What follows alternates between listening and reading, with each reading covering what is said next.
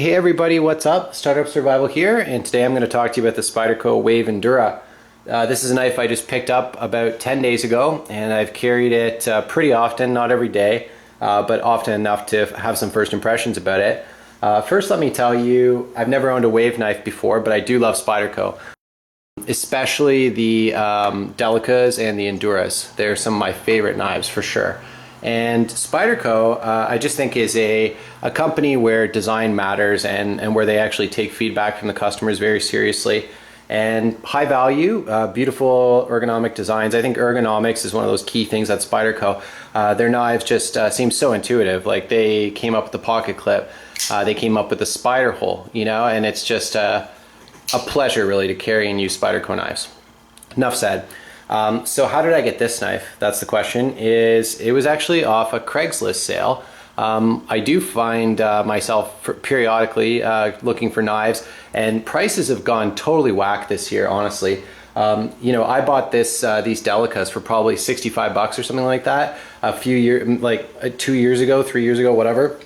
And now they cost $95. It's absolutely ridiculous, but you know, it's larger than the knife world. It's the Canadian economy in general and the exchange rate and global economics and all that kind of boring stuff that we don't really want to talk about in a knife review. But anyway, suffice to say, it has changed my knife buying habits considerably. But anyways, I found this knife on Craigslist.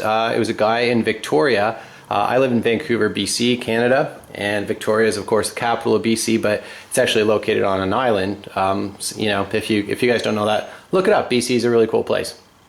Anyways, it was a honor system kind of thing. It wasn't a protected transaction, but anyways, the guy was good. He sent it through. $35, and this knife costs $112 right now.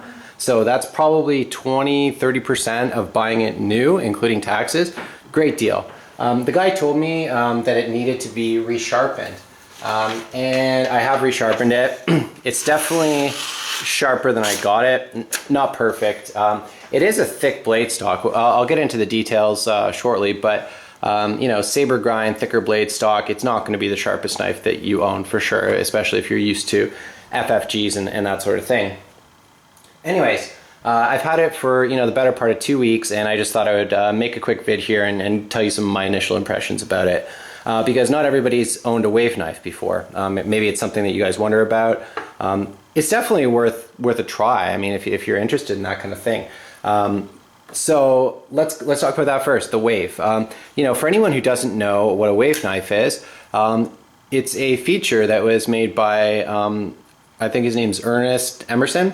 And I think it was done by accident. Like he kind of messed up a blade or something he was working on, and he kind of figured out one way or another, or somebody figured it out, that you could actually kind of build this feature into a knife. As you extract it from your pocket, you can catch it on the fabric, you pull it, and it opens the knife. So you don't actually have to go through a two-step process where you pull out the knife and then you open it. It's kind of a one-step process. So, I mean, I suppose that has some, you know, practical applications. It's easier to get your knife out of your pocket and open it, and also for tactical situations where you know, want your knife out super fast because it's, you know, mission critical or whatever. I suppose it is a little on the tactical side, like Emerson knives are, right? I think those are sort of intended for the military in some ways, you know, with the chisel grind that you can like resharpen on a rock and this kind of bogusness. But anyways, I've never owned an Emerson knife either, so if I'm going hard on Emerson, you know, and you guys like him, you know, all the power to you. That's all good. But anyways, isn't it cool when you sort of get collaborative efforts between designers? I'm assuming Sal Glesser made the Endura, and you know, now it's combined with a feature from the Emerson, so it's kind of like a Frankenstein knife of sorts. But yeah, anyways, some people really like the whole Wave thing. After a couple of weeks of carrying it, what I would say is the novelty wears off for me personally. I actually don't like the fact that you sort of have to wave it out of the pocket. Even if you try to pull it out by some other means, like kind of jiggle it out without activating the Wave feature, it seems to find its way open pretty easily. But I mean, as you can see, you can open it traditional method as well. So yeah, you know what, like it is a cool feature, but honestly for me, I would rather just have it extract out of the pocket normally. That being said, that's not the only reason why I went after this blade, was not because of the Wave thing.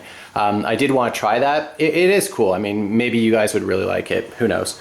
But the reason why I wanted to try it is because, by contrast, this is the Endura that I've had for probably 2 to 3 years now, and it's a great knife. The blade shape is beautiful. It's amazing how lightweight it is, how slim it is, but what a actual large blade it is. I love the lockback feature as well, but what I don't like is the bright color. And that's something that I've changed on over time. Is I used to really love knives in these like bright colors. You know, you see the green one here. I've got a Dragonfly that's like a bright orange color. And you know what?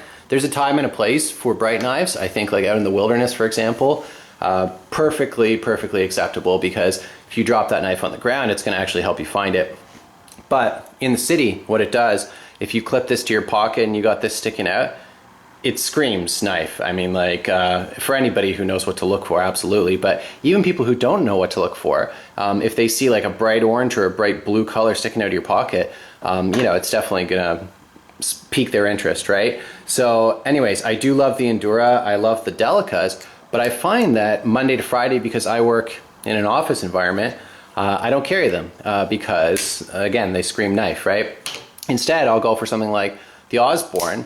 Even though it is green, I mean, like, look at the difference, right? That's like pretty low profile inside of a pair of pants versus, you know, the brighter colors. So anyways, I wanted to, since I saw this knife for sale, I was like, you know what?